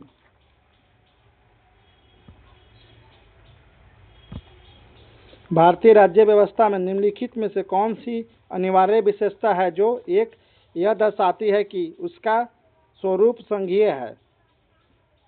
तो यह दर्शाती है आपको न्यायिक की स्वतंत्रता की सुरक्षा, और न्यायिक की स्वतंत्रता की स्वतंत्रता। नेक्स्ट देखेंगे,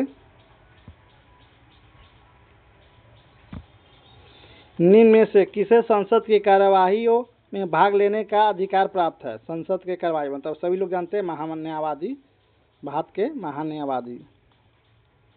भारतीय न्यायपालिका के संदर्भ में निम्नलिखित कथनों पर विचार कीजिए। देखिए, भारत के राष्ट्रपति की पूर्वानुमति से भारत के मुख्य न्यायमूर्ति द्वारा उच्चतम न्यायालय के सेवा निवृत्त की किसी न्यायाधीश के उच्चतम न्यायालय के न्यायाधीशों के पद पर बैठाने या कार्य करने हेतु बुलाया जा सकता है। तो यह होता है, यह सही है। भारत में किसी भी उच्च न्यायालय को अपने निर्णय के पुनर्विलोकन की शक्ति प्राप्त है, जैसे कि उच्चतम न्यायालय के पास था। ये भी है, इसका आंसर सी हो जाएगा। भारत के संदर्भ में निम्नलिखित कथनों पर विचार कीजिए। न्यायिक हिरासत का अर्थ है कि अभियुक्त संबंधित मजिस्ट्रेट की हिरासत में है और ऐसे अभियुक्त को पुलिस स्टेशन के हवालात में रखा जाता है, न कि जेल में। न्यायिक हिरासत के दूसरा देखिए, न्यायिक हिरासत के दौरान मामले के प्रभावी पुलिस अधिकारी न्यायालय की अनुमति के बिना संदिग्ध व्यक्ति से पूछताछ नहीं कर सकते। तो यह सही है, मगर ये गलत है। तो इसका आंसर बी हो जाएगा। नेक्स्ट देखेंगे, निम्नलिखित पर विचार कीजिए, उन्हें सही कालक्रम में व्यवस्थित कीजिए। गोलकनाथ, केशवानंद भारती और 24वां संविधान संशोधन अधिनियम और 42वां संविधान संशोधन अधिनियम। तो इसका आंसर हो जाएगा ए। पहले आएगा केशवानंदवाद, फिर आएगा आपको 24वां संविधान संशोधन अधिनियम, फिर आएगा केशवानंद भारती, फिर आएगा 42वां संविधान संशोधन। तो इसका आंसर हो जाएगा ए। केंद्रीय सूचना आयोग का स्थापना किस वर्ष हुआ था? तो सभी लोग जानते हैं, यह इजी है।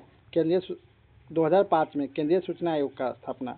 निम्नलिखित में से कौन भारत का मानवाधिकार आयोग के प्रथम अध्यक्ष है? भारत के मानव अधिकार आयोग का प्रथम अध्यक्ष है, तो यह याद रखिए, न्यायमूर्ति रंगनाथ मिश्रा। इसका आंसर डी हो जाएगा। ये तो बता दिए हैं। देखिए, आपको इसमें टोटल MCQ 150 करवाए, MCQ ऑब्जेक्टिव इस वीडियो में।